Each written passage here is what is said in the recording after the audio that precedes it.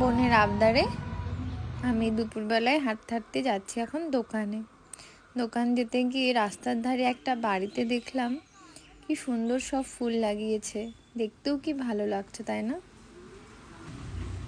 এত রং বেরঙের ফুল দেখলেও মনটা কি ভালো হয়ে যায়।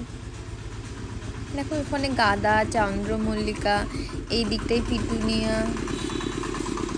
তারপরে দেখছি ওই দোকানটা বন্ধ, তো আমি আবার হাঁটতে হাঁটতে চলে যাচ্ছি অন্য একটা দোকানে। এই যে চলে এসেছি দোকানে, এবার ভিতরে ঢুকে ওর জন্য নেব কিছু চকলেট। চকলেট তো বলেনি, লটটি চকোপাই খাবে।